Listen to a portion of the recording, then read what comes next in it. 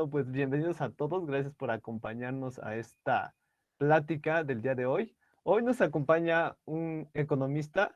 Jeje, tengo el gusto de presentarles a Emiliano Díaz del Valle. Él es economista del comportamiento con más de 10 años de experiencia en el campo y enfoque de la economía. Am, es cofundador de Nudo, una consultoría especializada en la optimización de ventas y diseño estratégico de cambio de comportamiento y del Instituto Mexicano de Economía del Comportamiento. ¿Ok? Te cedo la palabra, Emiliano. Hola, buenas Mucho noches gusto. a todos. ¿Me escuchan bien? ¿Así? Sí, Sí, Sí, perfecto. Bueno, pues buenas noches a todos. Les voy a compartir la pantalla para que podamos platicar sobre la presentación que traigo, ¿no? El objetivo de la presentación, como justamente ya les decía Roberto, es platicar un poquito de este tema que es economía del comportamiento, ciencias del comportamiento y diseño del comportamiento, ¿no? La idea de esta presentación es tratar de ver cómo es que el diseño se puede beneficiar de estos elementos y por qué la economía tiene algo que ver dentro de todo esto, ¿no? Entonces, si quieren, vamos a empezar. El objetivo de la plática de hoy es hablar de esto: ciencias, economía y diseño del comportamiento. ¿Qué es qué? ¿En qué se diferencian estos elementos?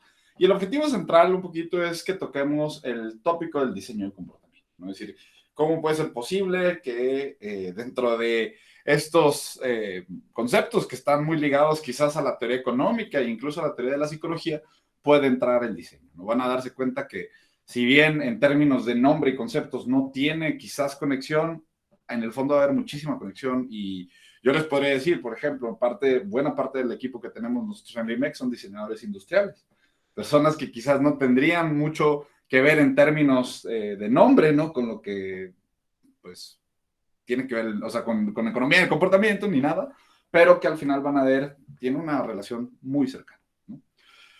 Entonces, bueno, nada más les quiero contar un poquito, ¿no? De qué es lo que nosotros hacemos. Yo soy cofundador del Instituto Mexicano de Economía y Comportamiento, ¿no? Prácticamente lo que hacemos es estrategia. Estrategia enfocada a adopción de productos, estrategia enfocada a adopción de servicios, estrategia enfocada a optimización de estrategias comerciales, ¿no? Realmente el valor de entender, y como lo vamos a ver ahorita, el valor de entender la psicología y el valor de entender el comportamiento humano es que si ustedes pueden de cierta manera entender el comportamiento, podemos empezar a predecir el comportamiento, y lo importante de poder predecir el comportamiento es que eventualmente podremos diseñar ese comportamiento, ¿no? Entonces, ahí es donde está justamente el camino que vamos a tomar, ¿no? Es decir, vamos a ver inicialmente cómo se empieza a crear teoría de comportamiento en las ciencias del comportamiento, ¿no? Cómo esta teoría va permeándose a distintos elementos como la misma economía del comportamiento, y cómo hoy, digamos, lo que está pasando con esta corriente o con este tópico que está empezando a tomar fuerza es que cada vez el foco se centra más en el diseño de comportamiento.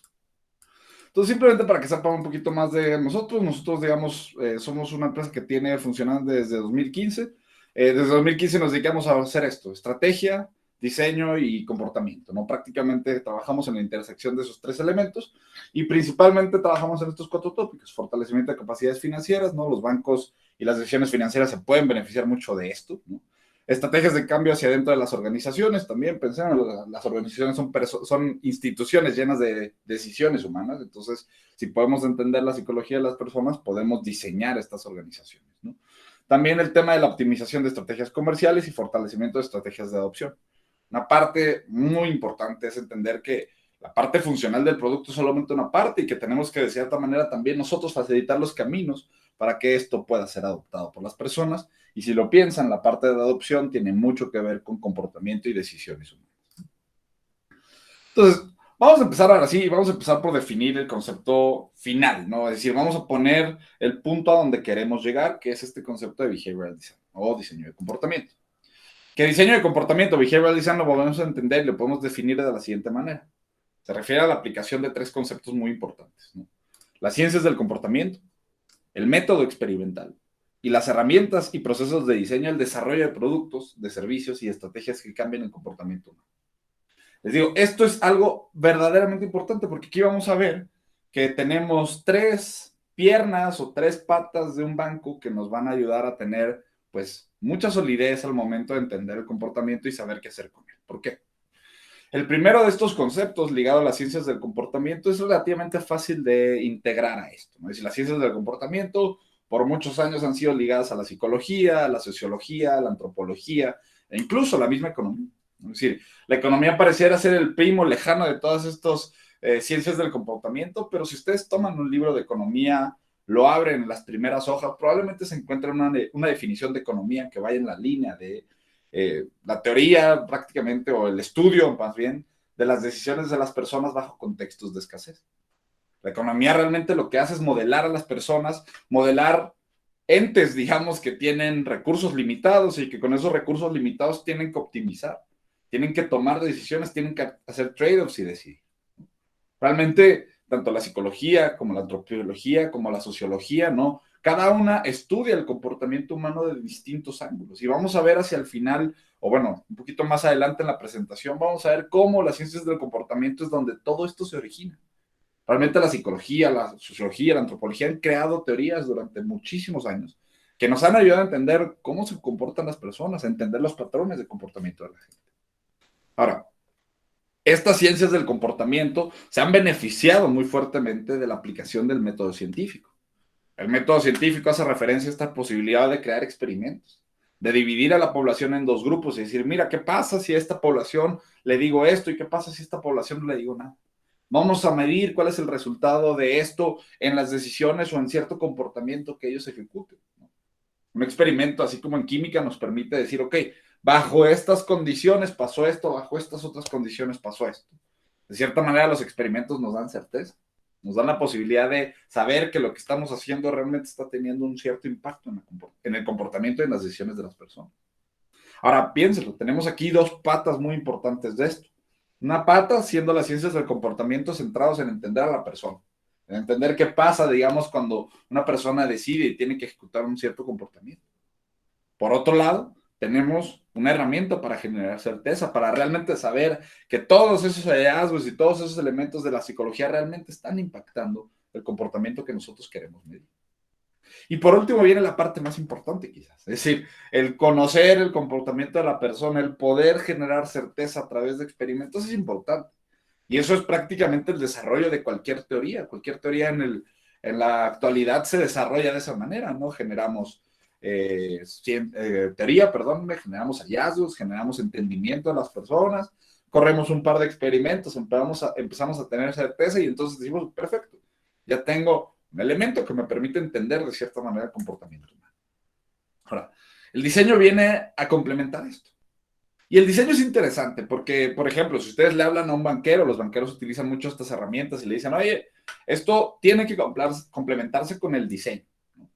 Los banqueros al final del día lamentablemente todavía tienen una visión del diseño que es muy alejada de lo que realmente es el diseño. Es decir, muchas personas lamentablemente fuera de la disciplina ven al diseño como un elemento artístico, algo que funciona para generar productos y servicios que son gráficamente bonitos, ¿no? Para muchas personas un diseñador todavía es esa persona que trabaja a base de inspiración y que se levanta en la noche porque es creativo y trabaja de esa manera.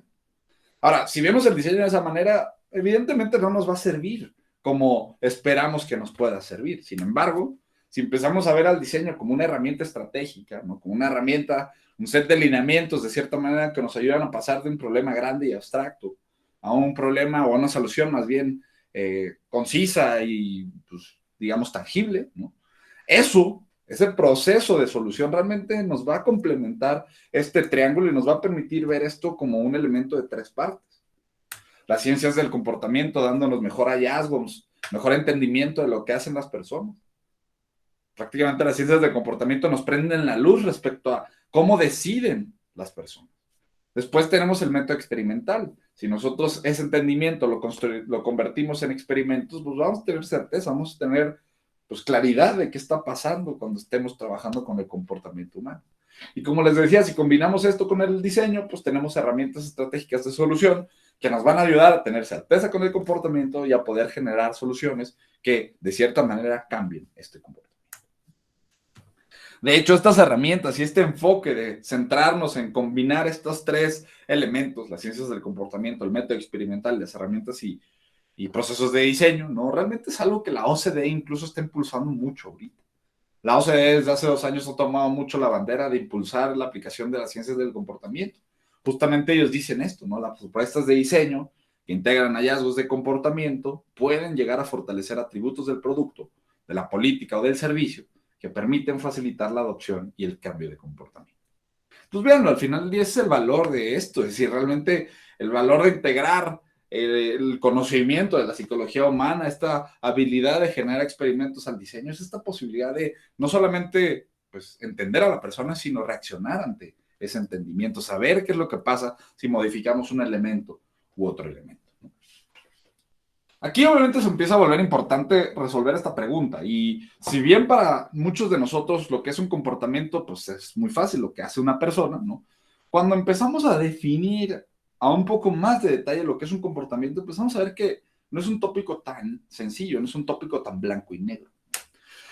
Si nosotros quisiéramos tomar una definición del libro de texto de lo que es un comportamiento, lo veríamos de esta manera. El comportamiento o una conducta se refiere al conjunto de respuestas que se dan bien por presencia o por ausencia y que presenta un ser vivo en relación con su entorno o su mundo de estímulos. Es decir, prácticamente lo que pasa cuando una persona interactúa con todos los elementos que lo rodean. Eso es lo que sería un comportamiento. Ahora, quizás esa manera es un poquito extraña de entenderlo, pero podemos entenderlo de esta forma. Si ustedes se sientan con un psicólogo, digamos, tradicional les va a hablar de un comportamiento de esta manera. Un comportamiento es el resultado de la interacción de tres elementos. Estímulos que generan respuestas en la persona y respuestas en la persona que al momento de ser ejecutadas o ser, digamos, accionadas, generan consecuencias de haber actuado. ¿No? Es decir, estímulo, respuesta, consecuencia es una estructura muy común para entender lo que es el comportamiento humano.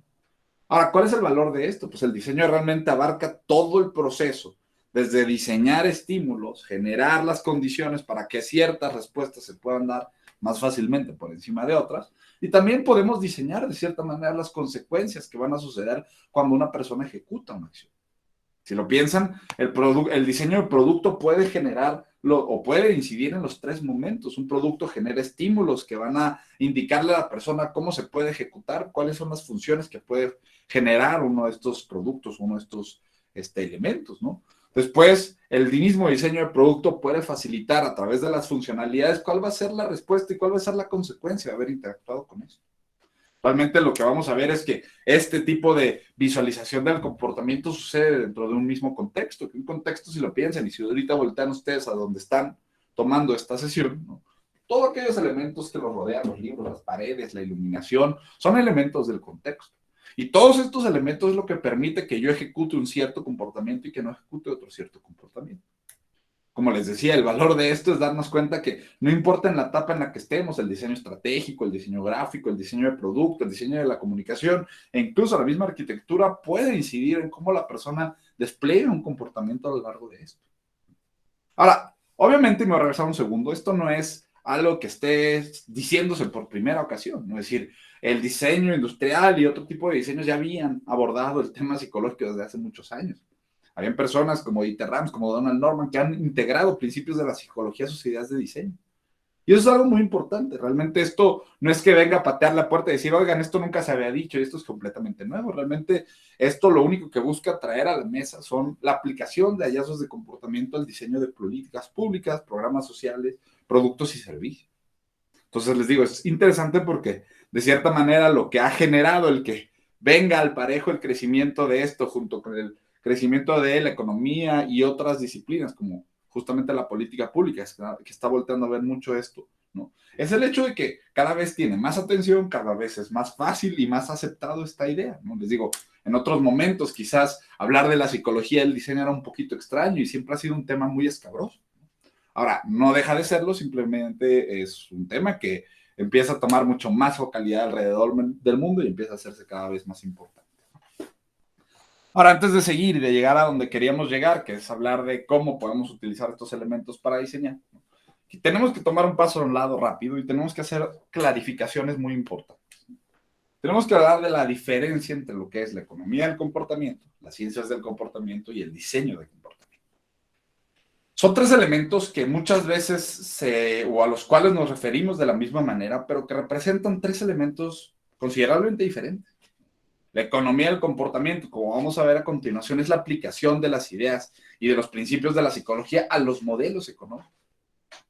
Las ciencias del comportamiento son la psicología, la sociología, la antropología, la misma economía, que son disciplinas grandes que por muchos años han tratado de echarle luz y entender el comportamiento humano.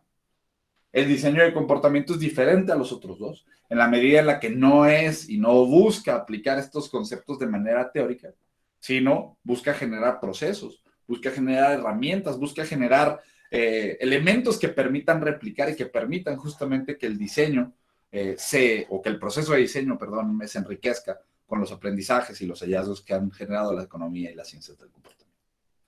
También, si ustedes han encontrado o han enfrentado estos conceptos en inglés, probablemente los hayan encontrado como Behavioral Economics, Behavioral Science o Behavioral Design, ¿no? Que prácticamente pareciera ser lo mismo, pero de nuevo, son tres elementos distintos. Son de cierta manera tres niveles distintos de aplicación de estos conceptos, ¿no?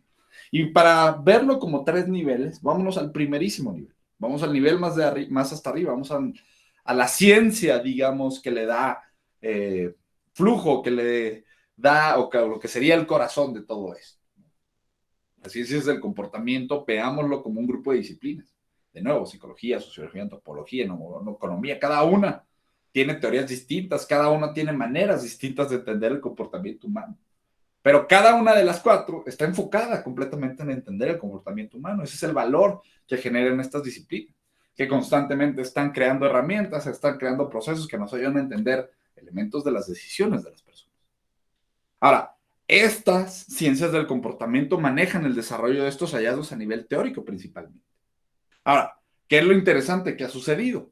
Poco a poco, ¿no? Los psicólogos han empezado a brincar a otro tipo de disciplinas, los sociólogos han empezado también a brincar a otro tipo de disciplinas y se está empezando a crear, o se ha creado, ¿no? Se han creado, perdónenme, sinergias que han dado pie a disciplinas como la economía del comportamiento. La economía del comportamiento es una rama de la economía que dice, ¿saben qué? A ver, durante muchos años los economistas hemos trabajado con modelos que tratan de reflejar personas que no son tal cual como las vemos en la calle. Los psicólogos, por ahí de los 60s y de los 70s, empezaron a voltear a ver los modelos económicos y a decir, oye, esto no tiene sentido, ¿no? Todos los hallazgos que nosotros en las ciencias del comportamiento estamos reflejando no están reflejados en estos modelos. Y no están reflejados en los modelos no porque los economistas han dicho, es que los psicólogos no saben nada, vamos a hacer nuestra propia teoría. Realmente esto sucede porque los economistas han entendido a los psicólogos y han dicho, está muy padre lo que tú me dices, pero ¿cómo puedo yo reflejar un modelo donde la utilidad es subjetiva para todos? ¿Cómo calculo elementos que son subjetivos para diferentes personas? Ahí es en donde los economistas, por ahí de los 40, se dieron cuenta que no podían crear modelos, sino rompían ciertos axiomas y generaban reglas que pues nos iban a decir, ok, tengo un modelo, no está reflejando personas reales, pero tengo un cierto modelo. Justamente en esos momentos, 60s y 70s, llegan los psicólogos y dicen, oye, tu modelo no tiene mucho sentido. Déjame empezar a mí a trabajar con este modelo.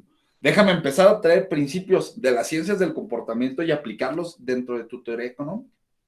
A partir de ahí se crea la economía del comportamiento como una rama de la economía que lo que dice es, la teoría tradicional no me funciona, vamos a ver cómo podemos integrar lo que los psicólogos ya saben. Cómo podemos extraer valor de lo que ellos ya han visto para robustecer nuestro entendimiento de las personas. Ahora véanlo, es decir, es como si estuviéramos bajando por niveles, ¿no? Es decir, tenemos ciencias de comportamiento que hacen las preguntas grandes, el qué. Luego tenemos economía del comportamiento, ¿no? Que corta un pedacito y dice, bueno, en este terreno que le compete a decisiones económicas, ¿no? Yo genero nuevas condiciones y yo trato de aplicar lo que las ciencias del comportamiento me dicen en este marco de trabajo. Luego llegaremos al tercer nivel, ¿no? Conforme los economistas del comportamiento empezaron a aplicar esto, empezaron a darse cuenta que podían generar soluciones, viene el momento final en donde decimos, ok, yo ya tengo un entendimiento de cómo funcionan los procesos de decisión de las personas, yo ya tengo un entendimiento de cómo poder aplicar estos conceptos a mis modelos teóricos. Viene el momento en donde tenemos que considerar lineamientos importantes para poder generar, ahora sí, un proceso de diseño informado por estas herramientas. Si lo piensan, las ciencias y la economía del comportamiento se centraron mucho en entender a la persona. Y conforme más entendían a la persona, más necesario era el proceso de conectarse con el diseño para poder llegar a ese contexto y modificar las cosas de ese contexto. Veanlo, es interesante porque podríamos decir que tanto las ciencias como la economía del comportamiento son disciplinas que están más enfocadas en entender, en investigar y en predecir el comportamiento de las personas. Crean teorías, crean herramientas, crean entendimiento. Mientras que el diseño de comportamiento ya no está enfocado en entender a las personas. Eso ya lo hicieron las ciencias y la economía del comportamiento. El diseño de comportamiento se centra en voltear y decir, a ver, ¿qué elementos de las ciencias del comportamiento, qué elementos de la economía del comportamiento, discúlpeme, puedo yo integrar a mi proceso de diseño? ¿Qué herramientas puedo utilizar para informar mi proceso de diseño y generar diseños que consideren no solamente las preferencias de las personas, sino la psicología de las personas? Y esto es muy importante, ¿no? Porque justamente ahorita que está muy fuerte este concepto del diseño centrado en el usuario, ¿no? La visión del diseño de comportamiento sobre lo que es el diseño centrado en el usuario no es entender los gustos y preferencias de las personas para diseñar acorde a eso. Digamos que bajo el diseño de comportamiento los objetivos centrales es entender cómo piensa, cómo reacciona la persona a los elementos de su contexto, para que entonces, teniendo ese entendimiento en mente, diseñemos contextos que le faciliten la vida a las personas. Digo, es interesante esto porque al final del día nos da una capa distinta de lo que es, cómo deciden las personas.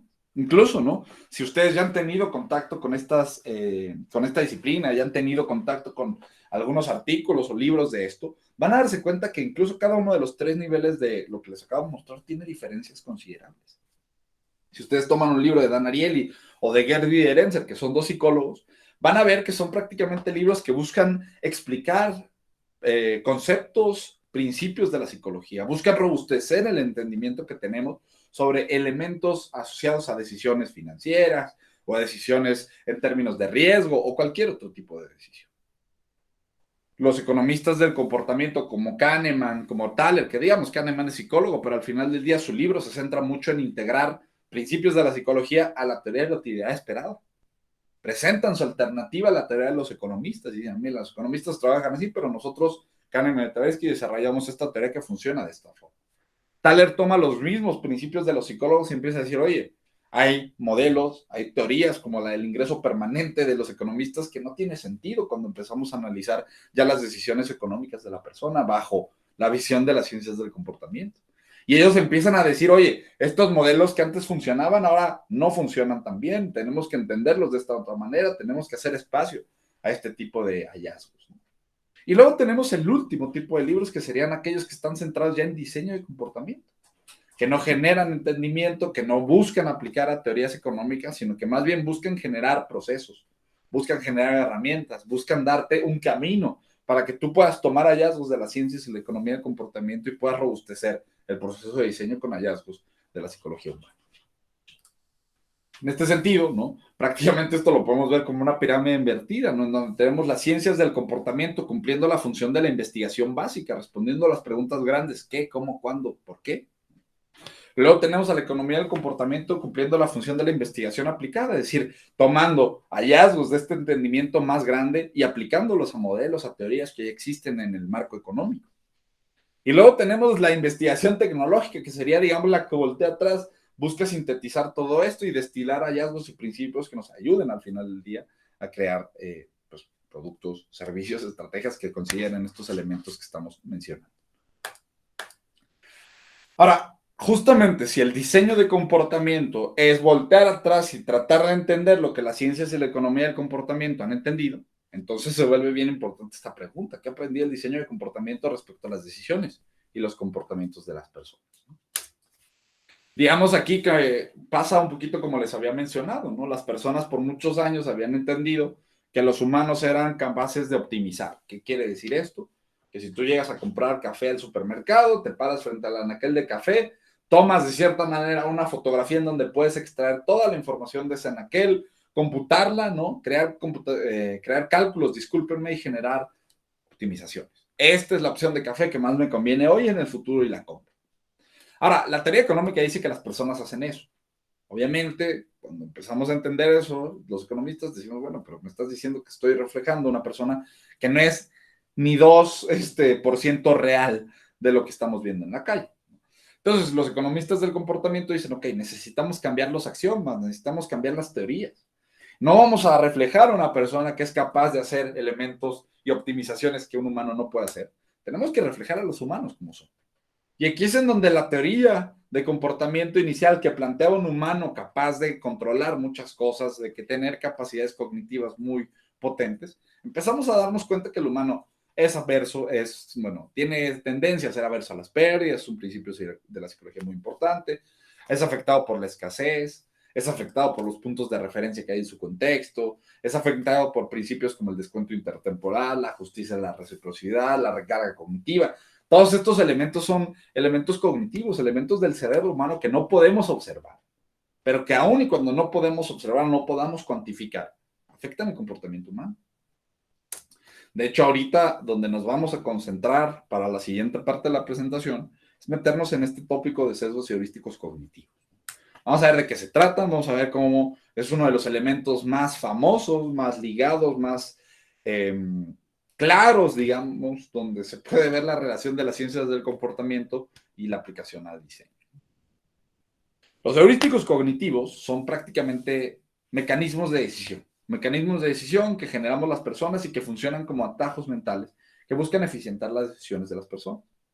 Prácticamente son patrones preconcebidos que tenemos y que se basan en experiencias pasadas o en atajos, perdón, en elementos del contexto que nos permiten no tener que llevar a cabo esta decisión compleja donde me paro frente al anaquel y decido haciendo computaciones y optimizaciones, sino que me paro frente al anaquel, no tengo la capacidad de extraer toda la información y decido con base en estos atajos, preferencias pasadas, prejuicios y preconcepciones, elementos que me permitan a mí no tener que realizar este proceso cognitivo complejo y brincar a conclusiones.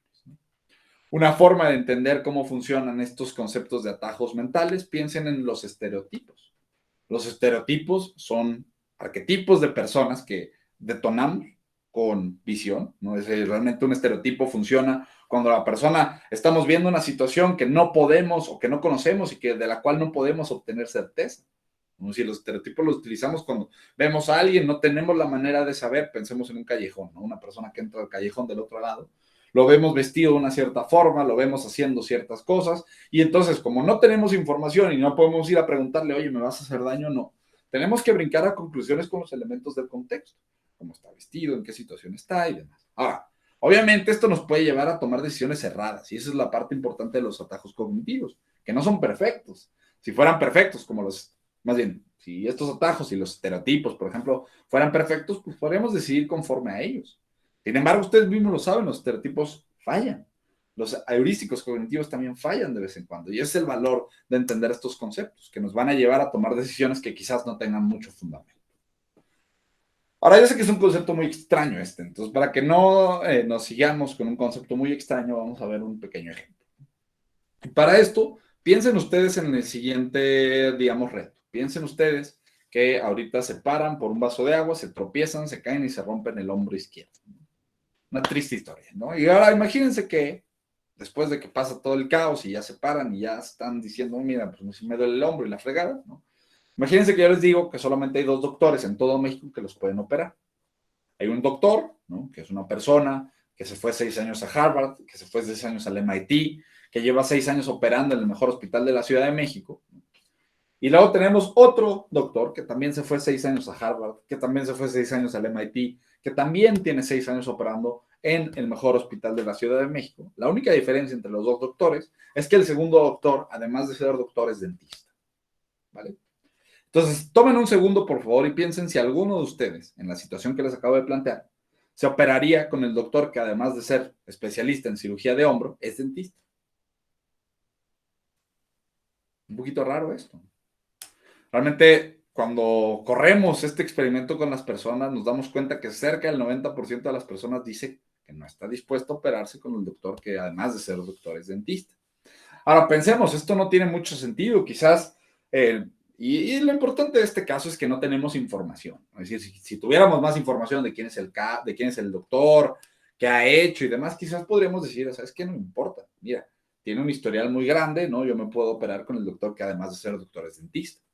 Pero si no tenemos esa información, ¿no? Es muy difícil ver eso y es muy probable que la persona promedio piense, oye, ¿sabes qué? Mira, probablemente este cuate no sea ni buen doctor ni buen dentista. Mejor me voy con el especialista de hombro y si necesito algo de dientes, me voy con un especialista de dientes. Justamente, este es un patrón que se conoce por las personas como la ilusión de la meta. La ilusión de la meta nos dicta o nos dice, ¿no?, que las personas tenemos esta tendencia inherente a asumir que alguien que es especialista va a ejecutar esa acción mucho mejor que alguien que hace eso y otras cosas más. Es decir, de cierta manera las personas valoramos esta sensación de especialización, especialmente en tópicos como pues, una operación donde necesitamos a una persona que tenga un cierto skill. Ahora, esto es interesante porque pensémoslo, el valor de entender esto no es saber qué va a pasar con las personas. El valor de saber esto es que probablemente si nosotros fuéramos el doctor dentista, no tomaríamos esto en cuenta y le gritaríamos a todo mundo que lo podemos operar del hombro y lo podemos operar también de los dientes sin saber que quizás nosotros mismos nos estamos metiendo el pie. Entonces les digo, se vuelve muy importante empezar a entender cómo funciona la psicología de las personas porque la percepción, la interacción que tengan con productos, con servicios, con estrategias, va a depender de cierta manera de esta forma que tengan de entender el mundo, de entender ese contexto. Ahora, de nuevo, el valor de estos patrones de comportamiento es que nos pueden ayudar a diseñar, insertando información en un contexto que antes no existía y generando cambios en ese contexto que deriven en cambios de comportamiento, o bloqueando información de ese contexto para generar una condición distinta a lo que ya existía y entonces derivar en un cambio de comportamiento de esa manera. Vamos a ver primero el caso de insertar información en el contexto. Y para esto vamos a tocar una herramienta que es el heurístico del esfuerzo. Es una de estas patrones que les estaba comentando que se vuelven muy importantes dentro de las ciencias del comportamiento y que nos ayudan de cierta manera a entender cómo es que las personas detonan ciertos procesos de decisión.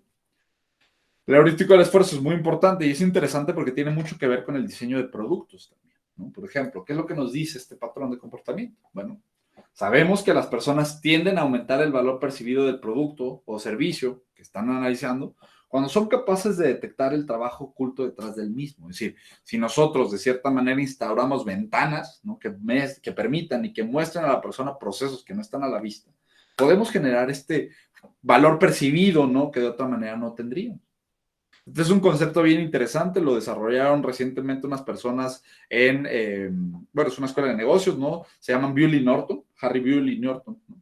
Y estas personas han estado trabajando mucho en este concepto de dilución, perdón, del heurístico de esfuerzo, que también lo pueden encontrar como transparencia operacional, operational transparency. Este concepto de transparencia operacional, de cierta manera, se trata de esto. Podemos transparentar procesos que le permitan a la persona valorar elementos o tener valor de cosas que no hubiera obtenido de otra forma. Y para que vean a qué nos referimos con esto, ¿no?, les voy a mostrar un pequeño caso que se generó con un banco. Un banco tenía un problema, ¿no? Este banco estaba lanzando, esto fue un experimento que corrimos hace como unos 5 años, más o menos, 4 años. Y este banco estaba lanzando un producto, perdón, de ahorro. Una aplicación, bueno, un elemento de una aplicación que ya tenía el banco que se enfocaba en ahorro. Ahora, ¿dónde viene lo importante de esto?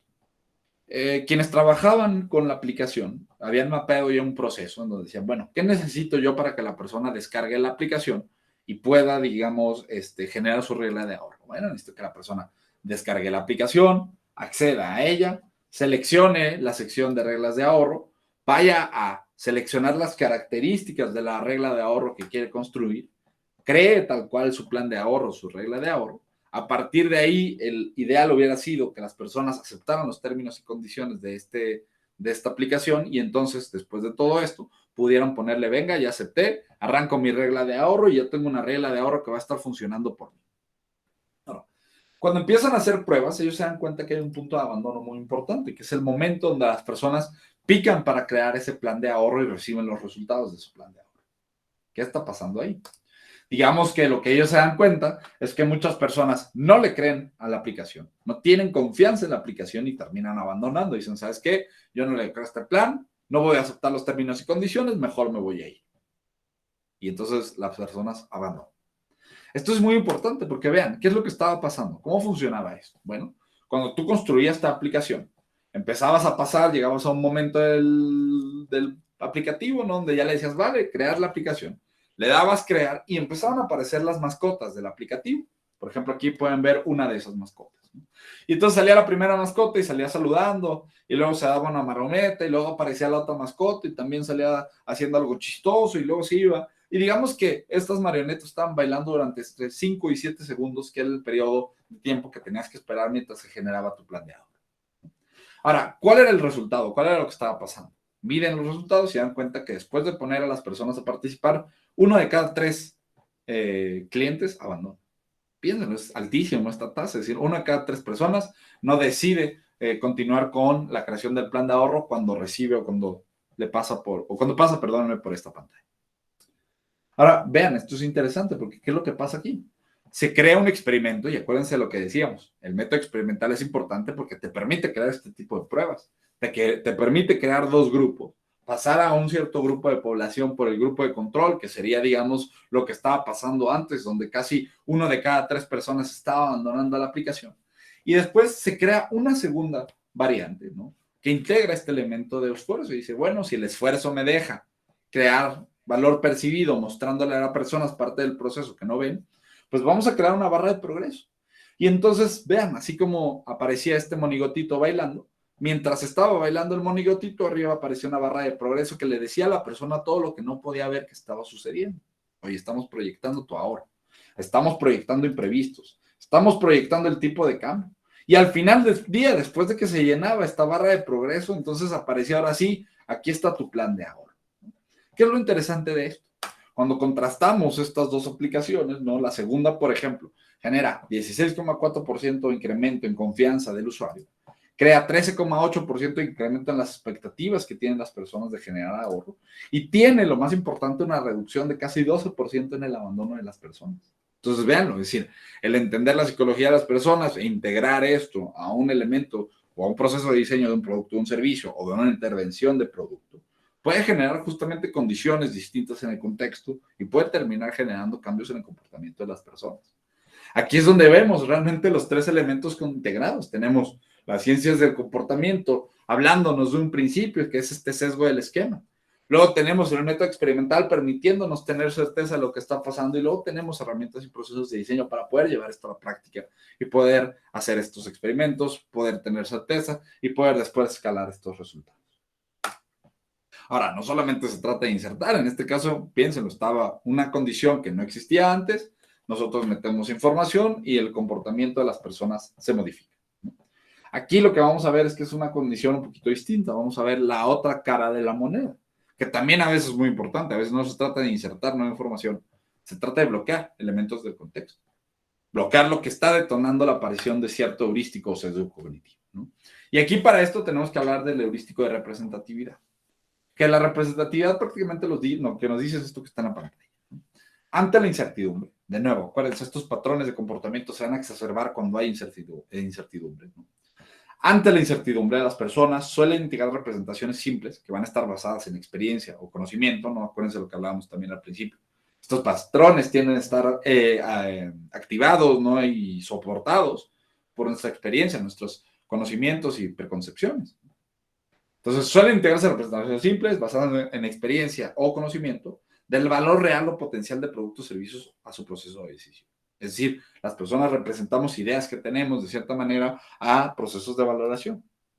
Y esto es importante porque así es como suceden, por ejemplo, los sesgos de género. Ahora, esto es un caso bien particular porque digamos que es un estudio que hace Iris Bonet. Iris Bonet es una investigadora que está en Harvard, ¿no? Iris Bonet empieza a trabajar con un pequeño experimento en donde dice, mira, vamos a ver cómo sucede el proceso de contratación de personas en una orquesta. Vamos a ver qué elementos contextuales podemos modificar dentro de eso.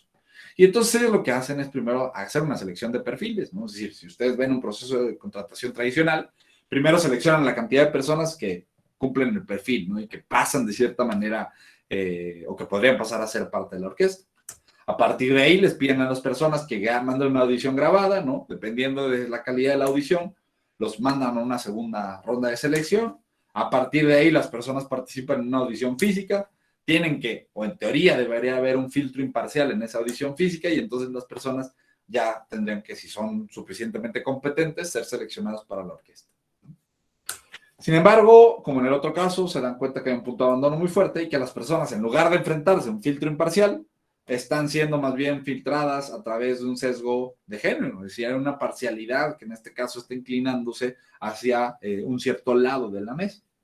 ¿Cuál es el problema de esto? Que, pues, obviamente, con estas condiciones de contratación, pues, hay muy pocas personas, muy pocas chicas, o habían muy pocas chicas que eran contratadas por las orquestas en el mundo. Ahora, justamente para bloquear ese sesgo de género, lo que se empezó a implementar fue una solución de diseño que ponía a los sinodales detrás de una caja negra, como la que están viendo en la pantalla.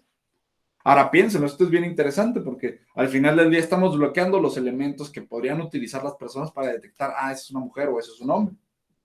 Incluso las reglas de las audiciones implican que las personas, sean hombres o sean mujeres, no pueden utilizar zapatos de tacón, sea de hombre o sea de mujer, no importa qué tipo de tacón, al momento de pasar al auditorio. Porque el objetivo también es que no existan elementos del contexto que nos permitan saber es un tacón de mujer o es un tacón de hombre. ¿Qué es lo que ha pasado a partir de esto? Justamente con la inclusión, perdónenme, de estas prácticas en los procesos de contratación, se ha detectado un incremento de un 5 a un 35% en la participación femenina en orquestas mayores en el mundo. Entonces, vean, es interesante porque, de nuevo, las decisiones de cierta manera están siendo afectadas por decisiones de diseño que se toman por arriba, ¿no? Que se toman fuera de este contexto, pero que modifican las condiciones del contexto. Ahí es en donde el diseño toma un valor muy importante en esto y nos permite, con decisiones de diseño, implicar o generar cambios en el contexto de las personas. Ahora, por otro lado, otro elemento muy valioso de esto, que es lo que, pues, yo les diría que en gran medida ha generado el crecimiento fuerte de esta disciplina, es el hecho de que está ligado muy cercana o de manera muy cercana con el concepto de la costo-eficiencia. Es decir, el otro gran valor de conocer la psicología de las personas es que nos permite alcanzar eficiencias muy interesantes. Es decir, nos permite y nos va a permitir generar optimizaciones que entiendan a la persona y que nos permiten facilitar adopción y uso de productos que de otra manera hubieran sido no adoptados y no utilizados.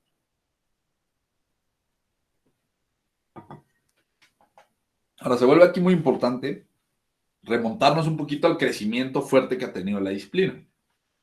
Como les decía, la economía del comportamiento se empezó a generar por ahí de los 50, 60, ¿no? La aplicación ya del diseño de comportamiento empieza a tomar fuerza por ahí de los principios del año 2000, pero el punto, digamos, donde todo esto se va al cielo es por ahí de 2008-2009, ¿no? 2008-2009 es cuando se viene la crisis financiera mundial, es cuando todos los gobiernos o la gran mayoría de los gobiernos en el mundo se van a medidas de austeridad, ¿no? Y esto es importante porque con medidas de austeridad, imagínense, cualquier persona que fuera a entrar a la oficina de gobierno, no, pues iba a tener miedo. Es decir, ¿cómo le voy a hacer para seguirle dando a mis empleados o a mis, digamos, ciudadanos el mismo nivel de servicio con 3/4 partes o menos del dinero que tenía yo antes? Justamente, esa es una pregunta que se enfrentó David Cameron cuando él iba a entrar a la oficina de gobierno del Reino Unido. Y ahí es donde dijo, hijo, ¿qué voy a hacer? O me quedo sin presupuesto, o empiezo a crear un grupo de personas que empiecen a manejar estos conceptos de comportamiento. De hecho, Cameron crea una cosa que se llama el Behavioral Insights Team, ¿no? Que es un grupo que inicia con una inversión de 400,000 libras y les dicen a estas personas, mira, te voy a dar 2 años, te voy a dar 400,000 libras y 7 personas para que tú trates de lograr la mayor cantidad de optimizaciones dentro del gobierno usando herramientas de comportamiento. Si tú al final de los 2 años no me devuelves 10 veces la inversión que yo te estoy dando, apagamos el proyecto y todo el mundo se va a su casa. Si sí me la das, perfecto, el proyecto sigue. Cuando se acaba el proyecto, 2 años después de haber hecho el lanzamiento, el número, digamos, de dinero que había recuperado las personas era más de 100 veces lo que se había planteado inicialmente. ¿Cómo lo lograron? Y justamente esto fue lo que hizo que esta disciplina despegara fuertemente en el mundo público. Bueno, primero ellos se empezaron a dar cuenta que los gobiernos de cierta manera son como barcos llenos de hoyos, que tienen muchas ineficiencias generadas no por, digamos, bueno, por muchas cosas, incluida el diseño de algunos programas, incluyendo la falta de infraestructura y muchísimas otras cosas, ¿no? Ahora, ellos vieron que la forma más fácil de crear ajustes era yéndose detrás del pago de impuestos. Y empezaron a crear experimentos muy conocidos, muy famosos ya, de envío de cartas. Digamos que imagínense que ellos hicieron cuadrícula todo Reino Unido y empezaron a mandar cartas dependiendo de ciertas zonas geográficas. Y dicen, oye, vamos a ver qué pasa si esta zona geográfica, de nuevo, acuérdense el concepto de experimentos, ¿no? Vamos a ver qué pasa si esta zona geográfica le mandamos cartas que digan A, B y C. Y vamos a ver qué pasa si esta otra zona geográfica le mandamos cartas que digan A, B y C. Vamos a contrastar resultados, vamos a empezar a escalar poco a poco y vamos a quedarnos con la carta que más facilita que las personas paguen sus impuestos. Les digo, ellos empiezan a fabricar varias cartas, empiezan a probarlas en distintos lugares y después se dan cuenta que hay una que es la que mejor les funciona. Es una que hace referencia a todos los comportamientos que hacen las demás personas. La carta dice esto, ¿no? Digamos, dice varias cosas, ¿no? Pero una frase muy importante y característica de la carta dice: 9 de cada 10 personas con una deuda como la suya, en su área geográfica, ¿no? Dependiendo, obviamente estará personalizado, ¿no? Pagan sus impuestos a tiempo, tú estás en la minoría. Ahora, con esto, el BIT empezó a lograr incrementos de 6% en la recaudación fiscal durante los primeros 12 meses. De hecho, ellos lograron justamente llevar las respuestas de estas cartas de un 33 a un 39%, que pareciera poco, pero piensen también el costo, la costo-eficiencia, perdón, de esto. Estamos a 2, 3, 4 pesos de modificar una carta, ¿no? Aquí, por ejemplo, con la gente de SACMEX, una vez hicimos un experimento de estos y modificaron una carta. Aquí en SACMEX costaba 45 centavos. Entonces piensen, si con modificaciones de cartas que están por abajo de una libra, ¿no? Podemos generar 200 millones de recaudación, pues en términos de costo-eficiencia tenemos costo-eficiencia muy elevada. Justamente eso me refiero con la posibilidad de crear mucho valor a través del uso de las herramientas de la psicología. De hecho, estas intervenciones de modificaciones de las cartas han sido muy utilizadas, generando generalmente resultados positivos entre 5 y 23% en lugares como Polonia, Canadá, Irlanda, Singapur. Aquí en Latinoamérica lo hicieron en Colombia, Guatemala, en Perú también hay experimentos de esto, ¿no? Y realmente muchas veces los resultados tienden a ser positivos. Tienden a ser positivos porque, de nuevo, integramos principios de la psicología, rediseñamos elementos del producto, o en este caso del servicio, y facilitamos que las personas adopten cosas o acciones que no adoptaban de otra forma. O esto también es bien interesante, esto lo hace la autoridad fiscal de Irlanda, no, perdóname, en donde toman una muestra, un grupo de personas que están sumamente problemadas en términos de deuda. Y entonces agarran los sobres que les van a mandar y les ponen un sticker a mano, un pequeño post-it que dice: oye, Roberto, o oye, Andrea, o oye, cualquier nombre, ¿no? Te recomiendo mucho que leas esto, ¿no? Ahora piensen, imagínense que ustedes recibieron una carta que tiene un post-it escrito a mano dirigido a ustedes que les dice: oye, ¿sabes qué? Te recomiendo que leas esto. Justamente ese elemento de prominencia generó que muchas más personas abrieran la carta y logró generar un incremento en la respuesta a estos requerimientos de la autoridad fiscal de un 19 a un 36%, casi duplicado. De nuevo, no estamos hablando de una solución del problema de 0 a 100, pero vean el costo que está representando esto. Si bien, obviamente, escribir el post-it a mano puede ser de flojera, ¿no?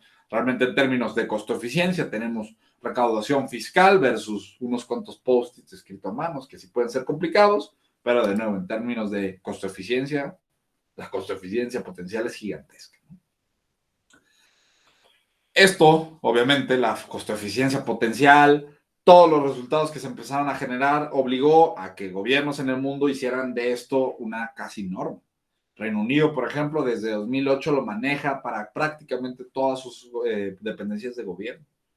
Obama, en el 2015, justamente antes de abandonar la oficina de gobierno de Estados Unidos, firmó una orden ejecutiva para obligar o, bueno, determinar que las instituciones de política pública de Estados Unidos deberían de estar utilizando estas herramientas. Obama dice lo siguiente: adoptar insights de las ciencias del comportamiento nos ayudará a modernizar toda nuestra estructura. Desde ofrecer servicios más eficientes, acelerar la transición de energías renovables, ayudar a que la población tenga mejores trabajos, a que tengan mayor acceso a oportunidades de educación y a que básicamente vivan mejores vidas. Les digo, es bien interesante verlo porque, de nuevo, es una visión que pues pareciera muy simple, pareciera, digamos, pues incluso, ¿no? Intrascendente en algún momento, pero está generando resultados muy importantes en el mundo. Justamente esta posibilidad de crear cambios, de crear grupos que estén trabajando con estos conceptos ha sido algo que ha tomado el mundo en los últimos 5 años. De hecho, justamente poco tiempo después de la orden ejecutiva que firmó Obama, ¿no?, se crea el Social and Behavioral Science Team, que es prácticamente, o fue más bien, prácticamente el equipo aplicado de ciencias del comportamiento del gobierno de Estados Unidos. El SBST era liderado por esta chica, Maya Shankar, ¿no? Ella estuvo al cargo del grupo desde 2015. Sin embargo, en 2017, cuando llega Donald Trump, apaga completamente este programa y en ese momento, digamos, al momento de que se apaga el programa, Maya Shankar pasa a ser la jefa de Behavioral Science, ¿no? Realmente es una herramienta que está empezando, les digo, a tener mucho éxito no solamente en los gobiernos, sino también en las empresas. El Banco Mundial, el Banco Interamericano, hay el Commonwealth, hay muchísimas empresas, la OCDE, como lo veíamos al principio, ¿no? La misma ONU, que está empezando a impulsar mucho la aplicación de las ciencias del comportamiento y que empiezan a decir, miren, estos elementos sirven, estos elementos ayudan a diseñar programas más impactantes, a ayudar a crear políticas más efectivas, etcétera, etcétera. Justamente a 2018 más o menos, es el momento en el que Behavioral Design o el diseño del comportamiento se vuelve prácticamente global. Aquí es donde Jeff Bezos, Tim Cook, Warren Buffett, estos empresarios de, digamos, o dueños de empresas muy grandes empezaron a decir, ¿sabes qué? Necesitamos grupos de personas que integran esos principios, que entiendan a las personas y que lo apliquen hacia dentro de las organizaciones. Justamente con el despliegue de estos grupos, muchísimas otras empresas empiezan a desplegar esto. AIG, BBVA, empresas de finanzas, ¿no? ING, Prudential, Nasdaq, Barclays, hay muchísimos bancos que están aplicando esto, la OCDE, la Fundación de Bill y Melinda Gates, hay empresas de entretenimiento como Facebook, como Chicago Bulls, hay empresas de consultoría como Deloitte, Pricewaterhouse, Boston Consulting Group, hay muchísimas empresas, incluso WeWork, Netflix, cosas que no tienen mucho que ver, digamos, lo que pensaríamos que no tienen mucho que ver, empiezan a darse cuenta que estas son herramientas muy importantes, muy efectivas, muy accionables de cierta manera. Entonces, vean, digamos, con esto llegamos al final de lo que les quería contar. Era simplemente una introducción muy, muy pequeña, ¿no? Para que ustedes pudieran empezar a ver primero, bueno, la importancia de conectar, ¿no? Con estas otras disciplinas que quizás parecieran completamente alejadas, pero que al final pues, pueden informar muy bien procesos de investigación, de diagnóstico y de diseño, ¿no? Y que pudieran ver también lo que está pasando en el mundo, ¿no? Es decir, ahorita de nuevo, no son herramientas tampoco que son completamente nuevas, pero ahorita están teniendo un resurgimiento muy importante. Y justamente ese resurgimiento es lo que está aplicando, es lo que está permitiendo que esto se aplique pues a grandes niveles y a en distintos enfoques, ¿no? La investigación de mercados también ahí con Ipsos. Hay muchísimas empresas, les digo, que están tratando de sacar provecho de estas herramientas. Y realmente, digamos, si bien todo esto de entender la psicología humana y el comportamiento humano se puede utilizar para mal, ¿no? El gran enfoque y la principal aplicación que se le está dando recientemente está ligado a esto, ¿no? Diseñar contextos que inciten a las personas a acciones que no haríamos nosotros, ¿no? Acciones que no haríamos si tuviéramos toda la información completa. Realmente una parte muy importante, por ejemplo, lo que dice Richard Thaler, que gana el premio Nobel en 2017, no es hacer esto con el objetivo de generar el bien. Él dice, Nudge for Good, utiliza estas herramientas para generar bien, para ayudarle a las personas a tomar decisiones y comportamientos más saludables, más útiles, más integrales. Y bueno, pues antes de terminar, nada más les puedo dejar, si les interesan estos tópicos, si quieren saber un poquito más, ¿no? Busquen redes sociales, tenemos, por ejemplo, acceso a algunos artículos de autores, ¿no? Tenemos infografías, tenemos unos webinars, tenemos un book club donde si les interesan también estos libros, pueden escuchar algunos resúmenes del libro, ¿no? Tenemos un podcast también donde constantemente estamos hablando de estos conceptos. Tenemos una cuenta de Instagram donde subimos infografías y otros conceptos también. Todo esto es gratuito. Al final nosotros tenemos desde hace varios años la misión de estar divulgando sobre este tema. Entonces les digo, si les interesa, en nuestra página van a encontrar cosas que les pueden servir de manera gratuita. Entonces, bueno, pues no sé si quieren que tengamos una pequeña sesión de preguntas y respuestas o algo, o alguien tiene algo que quieran que platiquemos sobre este concepto que estuvimos platicando ahorita.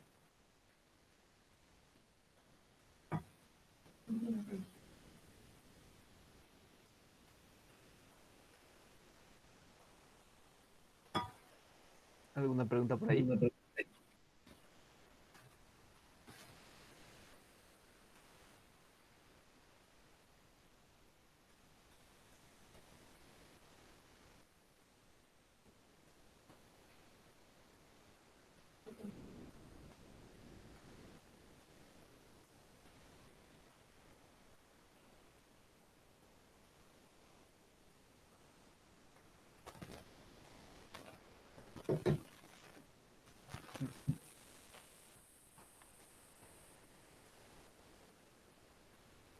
¿Cómo se aplica esto en Ok. diseño?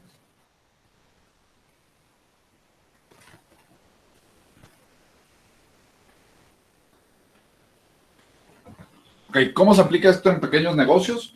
Es interesante, ¿no? Porque los pequeños negocios pueden definir, por ejemplo, aplicaciones muy tácticas, ¿no? Al final del día, cómo presentan la información a los clientes, cómo definen estrategias de comunicación, cómo definen, por ejemplo, estrategia también de producto.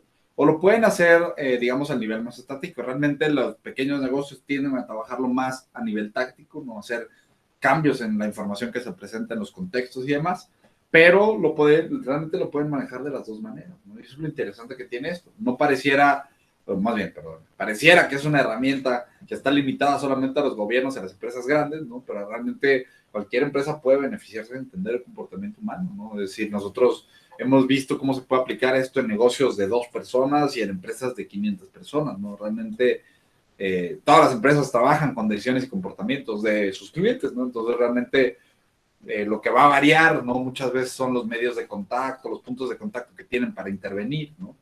Obviamente una empresa grande va a tener muchos más medios de intervención, pero aún así los conceptos son aplicables en ambos casos, ¿no?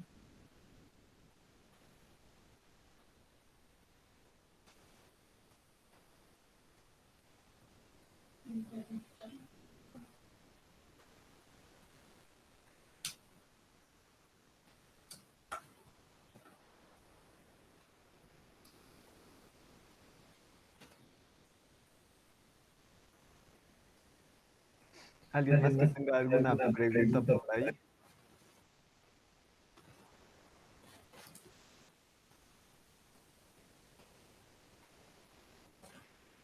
Sí, miren, a ver, para ustedes que vienen de diseño, yo les recomendaría, por ejemplo, como lectura inicial. Lamentablemente, muchos de estos libros solamente van a encontrarlos en inglés, ¿no? Eso también es el problema de esta disciplina, que ahorita está todavía muy reciente y hay muchas cosas que no van a encontrar en lectura en español. Por ejemplo, este es un libro que les recomendaría yo mucho para diseño. Es de una chica que se llama Amy Bucher y se llama Diseñando para cambiar comportamiento o Designing for Behavior Change, ¿no?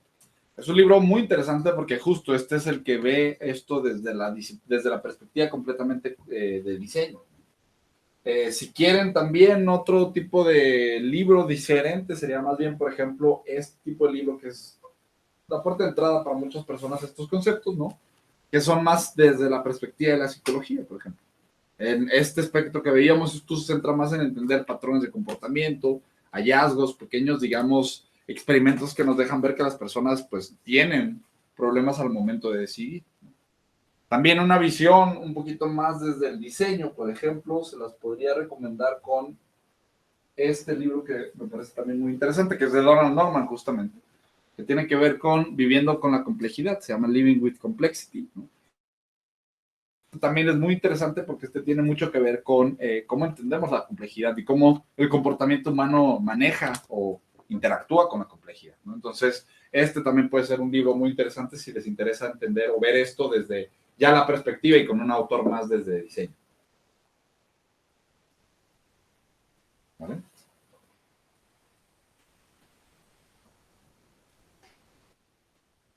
Ok, Yo yo tengo otra tengo... pregunta. Ah, me ganaste. Vas, Roberto. No, dale, Gabo. Ok, bueno, muchas gracias, Emiliano. Estuvo muy interesante y también por la bibliografía. Y tú que estás súper metido en estos temas, ¿cómo ves la aceptación de las empresas mexicanas hoy en día y cuál es tu pronóstico a futuro de que esto cada día se involucre más en el sector público o privado en México? Sí, es interesante. Yo creo que hay mucha aceptación. Yo pensaría que hay muchas personas que ya conocen de estos conceptos, ¿no? Digamos que en todo el mundo, no solamente que en México ahorita esta disciplina está empezando a enfrentarse al reto de lograr realmente despegar, ¿no? Hay muchas disciplinas que empiezan a tener mucho impacto y después llega, digamos, el momento donde pues, ¿cómo diríamos? Donde se pierde un poquito de certeza, ¿no? Piensen, por ejemplo, temas como las neurociencias, ¿no? Empezaron teniendo mucha fama y después ahorita si tú le hablas a los negocios en México, en cualquier lugar de neurociencias, realmente es una visión, es una disciplina que ha perdido mucha potencia por la falta de pues, lineamientos, la falta de cómo se debería de aplicar dentro de un marco bien establecido, ¿no? Eso es un poquito el gran reto que va a enfrentar esta disciplina hacia adelante, ¿no? Hay, digamos, la aplicación de estos conceptos es como un espectro. lo podemos aplicar a nivel, digamos, esotérico, donde, bueno, son una serie de conceptos que nos generan ideas y a partir de ahí lo vamos llevando a ver si entra y aplica, ¿no? O tenemos el otro espectro, que sería, digamos, un proceso mucho más complejo, mucho más enfocado a crear investigación, diagnóstico, diseño de contexto, ¿no? Mucho más sólida esta visión, pero es mucho más difícil, ¿no? Entonces, yo creo que el gran reto va a ser el encontrar un punto medio, ¿no? Donde no estemos trabajando ni con elementos muy esotéricos, como muchas veces sucede ahorita, ¿no?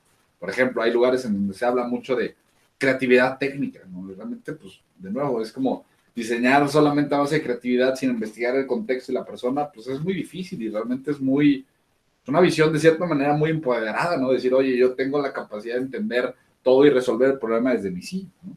Entonces, yo creo que el gran reto va a ser eso, ¿no? Cómo llegas a un punto intermedio en donde no trabajas de este lado, pero tampoco haces esto a nivel casi académico, donde necesitas una investigación de meses en el contexto, ¿no? Justamente que las empresas lleguen a este punto central va a ser, creo que, lo que permita, ¿no? Que se aplique esto bien y que no se aplique pues, con un rebote, ¿no? Creo que lo que muchas disciplinas no quieren es eso, que se apliquen las cosas y después digan, ¿sabes qué? Pues esto no nos está dejando llegar a resultados o está más difícil de lo que esperaba. Okay, creo que Juan Felipe González pregunta por el chat. Mm,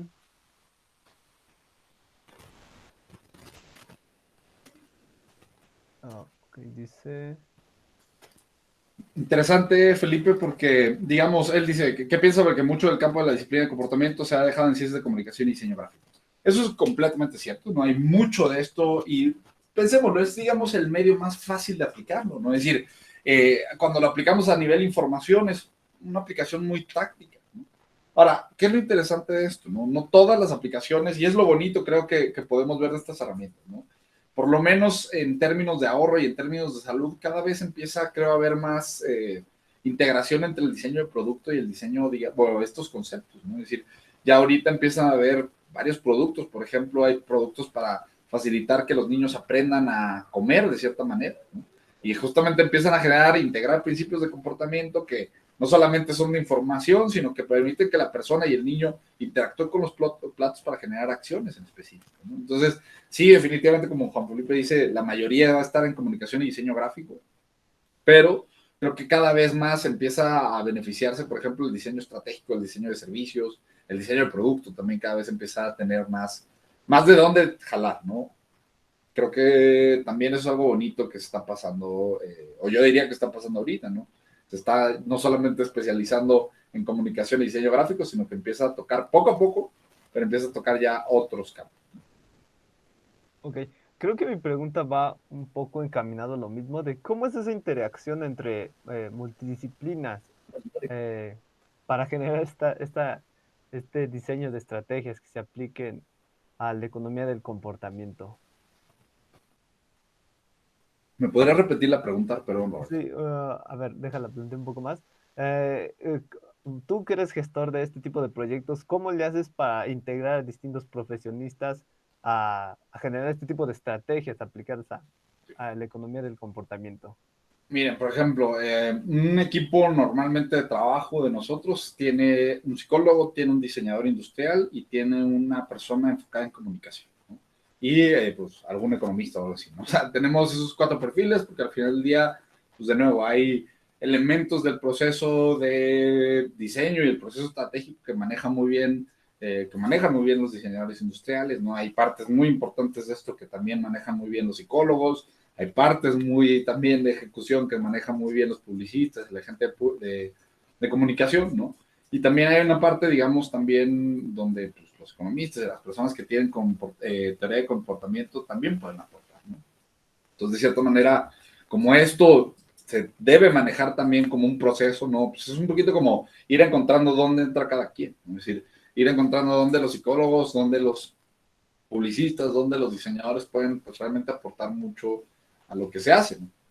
Al final, por ejemplo, mucho también del trabajo que a nosotros en específico nos ha costado mucho durante los últimos 5 años es terminar creando un proceso de diseño, ¿no? Es decir, realmente no depender solamente de cómo vas diseñando, sino crear un proceso donde la definición del problema, la investigación, el diagnóstico, el diseño esté de cierta manera conectado y pues tengamos cosas que van entregando o van generando entregables que se conectan con la siguiente fase y así sucesivamente, ¿no?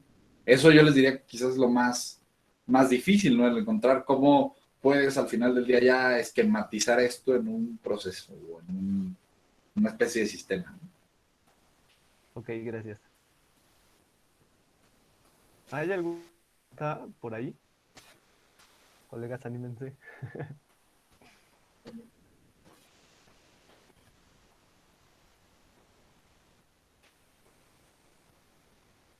A ver, aquí hay otra pregunta, sí. El diseño digital tiene una función comunicacional muy grande en productos de consumo. ¿Consideras que esta tarea se deja al profesional y no como estrategia de la empresa en la mayoría de los casos? ¿A qué te refieres con la pregunta, Juan Felipe? ¿La podrías clarificar un poco más?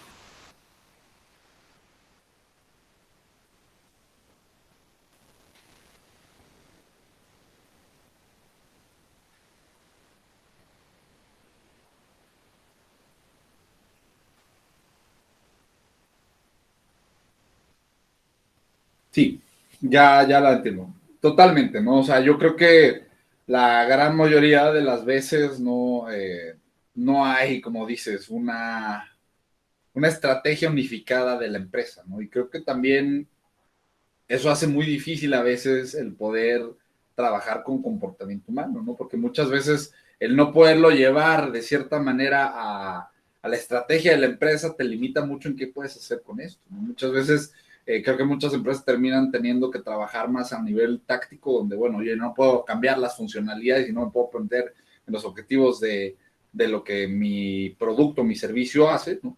Pero sí lo puedo trabajar más a nivel estratégico, ya que tengo algo construido y trabajo más como luego se dice, ¿no? De manera correctiva. No de manera, digamos, de diseñar algo desde cero, sino más bien corrigiendo muchas veces, porque justo como no se puede integrar hasta la estrategia del producto, se termina trabajando muchas veces sí. Y eso termina al final del día haciendo que pues, el impacto de esto sea mucho menor. También poco a poco las empresas, digamos, creo que cada vez se empieza a valorar un poquito más, pero como bien dice Juan Felipe, ¿no? Las empresas no tienden a valorar la parte estratégica del diseño, ¿no? Para muchas empresas, lamentablemente, el diseño todavía es algo que se basa en creatividad, ¿no? Y que corresponde a esta idea, como bien lo mencionaban antes, ¿no? Lo gráfico, lo bonito, pero pues realmente ver el diseño así es limitar mucho su capacidad y su impacto. Ok. Una última pregunta. No sé si alguien tenga por ahí alguna.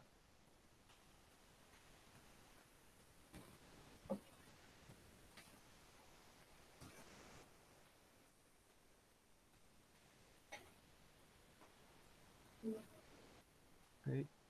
Si no, yo creo que me robaré esta última pregunta.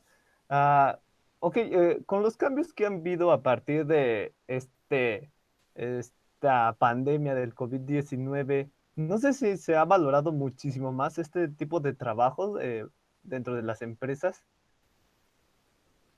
¿O tú cómo has visto esta situación con este tipo de aceptaciones que hay hoy en Sí. día?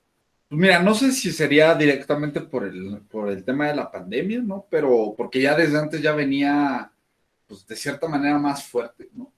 Eh, pero sí cada vez empieza a ser más algo que resuena, ¿no? O sea, por ejemplo, el entendimiento general que nosotros o lo que nosotros hemos obtenido de trabajar con personas y la gente que toma nuestros cursos, sí, es que generalmente hay un entendimiento donde la gente ya escuchó el tópico, pero no sabe bien qué es, ¿no? Entonces, como que está en ese punto esto, donde ya saben del tópico, ya saben que es importante, ¿no? Mucha gente empieza a tomarse cursos, empieza a tomarse especializaciones de esto, todavía sin saber mucho de qué se trata, pero sabiendo que es algo que suena muy fuerte, ¿no? Entonces, creo que eso yo diría que es lo que está pasando ahorita, ¿no? Donde el crecimiento se da más porque empieza a ser un tópico que suena, ¿no?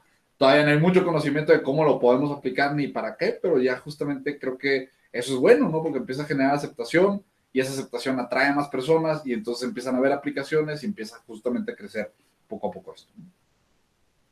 Ok, creo que aquí tenemos una última pregunta en comentarios. Dice, Sofica pregunta, ¿cuáles son las empresas que dan este tipo de servicio aquí en México? Miren, así especializado, estamos, digamos, está el CIDE tiene un equipo de personas que trabaja dentro del CIDE. Bueno, nosotros trabajamos desde hace, bueno, ya 6 años aquí en México. Sé que hay otras empresas que hacen, por ejemplo, servicios de innovación que están empezando a pues contratar personas que trabajan con estas herramientas, ¿no? Pero lo hacen más desde el ángulo de la innovación. Hay algunas empresas que están, sí, más enfocadas en temas de comunicación, también lo están haciendo, pero igual, digamos, a manera más de comunicación. La Facultad de la UNAM de Psicología tiene un grupo también. Y no hay muchos más. O sea, realmente ahorita en México hay pocas empresas. Hay una empresa americana que está llegando apenas ahorita, ¿no? Hace unos 2 meses habrá llegado aquí a México. Pero sí, no hay muchas empresas que trabajen con estos conceptos todavía, ¿no? Poco a poco, pues, esperamos que haya más para que sea pues, más fuerte la oferta de esto. Ok. Pues yo creo que por hoy sería todo. Nada más una última cosa. No sé si nos podrías regalar por el chat tus redes sociales para contactarte a todos aquellos que estén interesados en seguirte con el podcast y los otros proyectos que tienes aquí. Sí, ahorita justamente se los ponemos en el chat. Ok, perfecto.